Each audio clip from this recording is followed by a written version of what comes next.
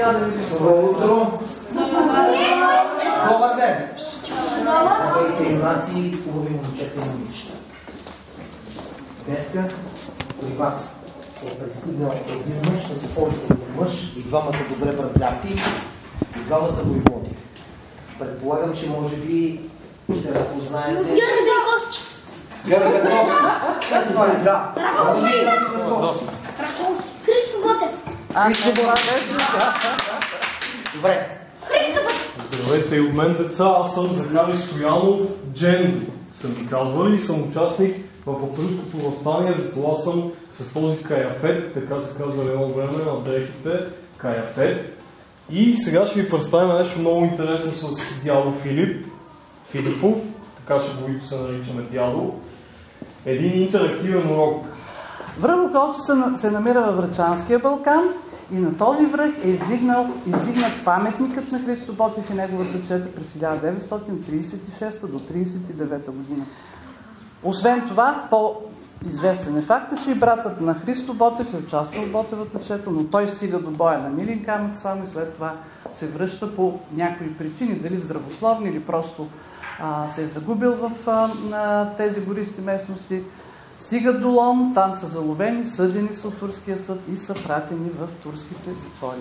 Аз бих искала накрая, за да не ви отнема много време, защото сте мънички и се изгорявате лесно, за да може да гледате по-внимателно филма и това, което ще ви представят двамата герои, да ви пожелая да бъдете много ученолюбиви, да помните тези герои, да ги уважавате, да учите нашата история, да бъдете истински българи, да пазите българския дух, култура, традиции, за да я има нашата хубава България. Благодаря ви за вниманието.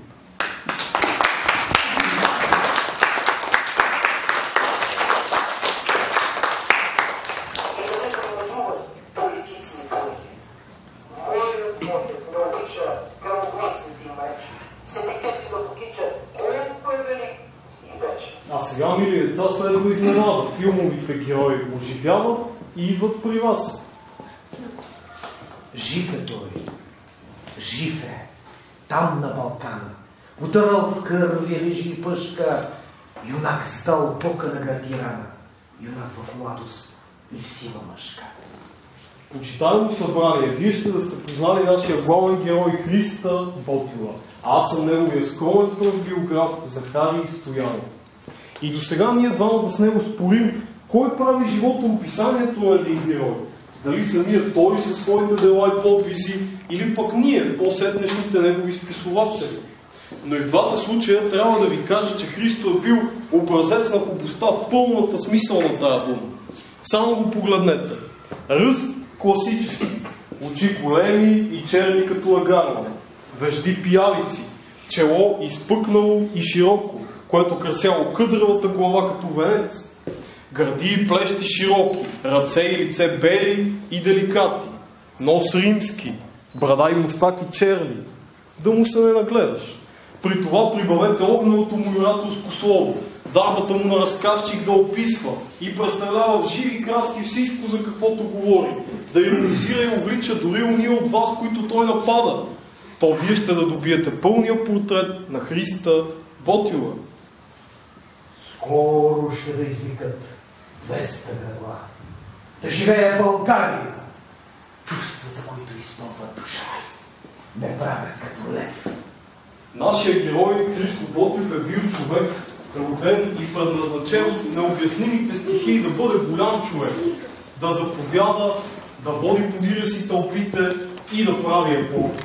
Ако той беше син на Италия, то щеше да бъде или Гарибалди, или Мацини.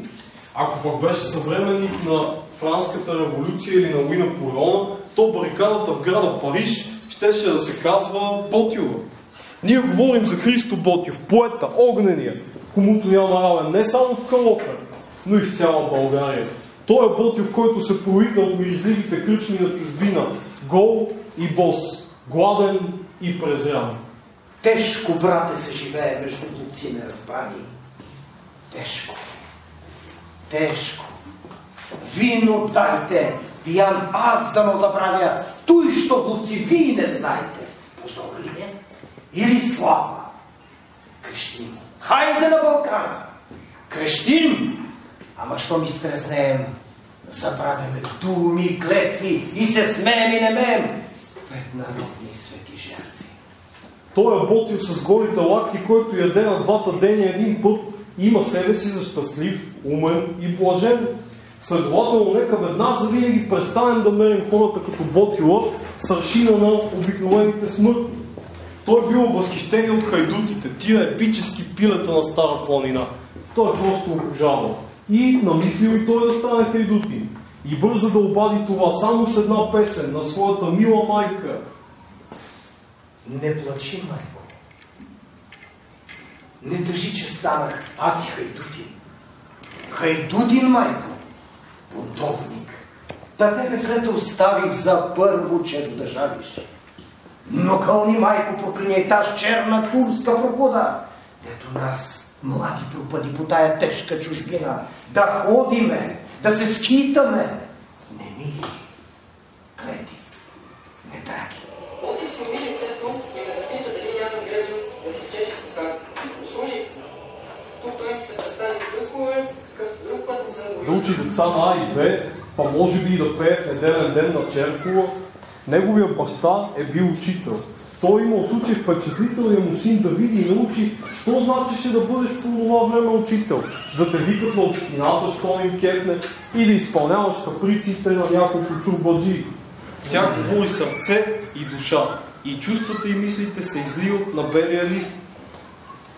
Мила ми, Венето, Димитре и Иванке. Тос, който падне в бой за свобода, той не умира.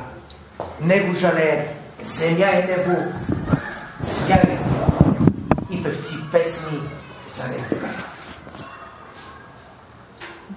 Това, което искаме да ви кажа като послание към най-младата ни България, която сте вие, е всъщност дълбоко вътре във вашите сърца и души. Родината, земята, пръста, която газим, от която сме излезнали всички. Тази на родителите ви, бабите и дядовите, на предците ни. А вие сте безкрайно богат край на българска истинска история, героична и славна. Да я носите и пазите винаги в сърцата си. Където и да отидете по света. Или ако останете тук, да работите, за да я има България и винаги да я обичате.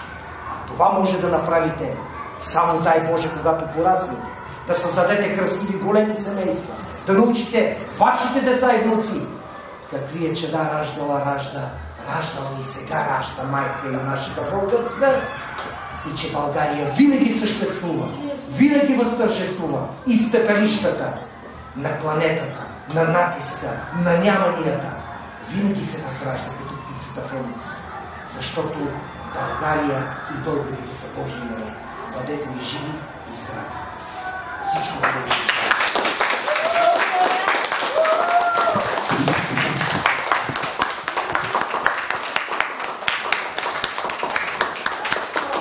Ще видим вече. Значи, добре, аз не си позволявам, защото някой може да го изтълкува по друг начин. Има хора, които обичат да се вживяват в свои такива някакви особени патриотични страсти. Ето, понеже знам, че е ваше любопитство, това е само. Ама истинска ли е? Ще застанете там пред да се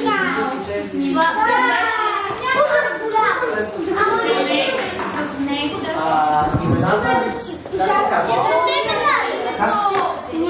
Катерина. Твоето е надписано така. А ти как се казваше? Нищо не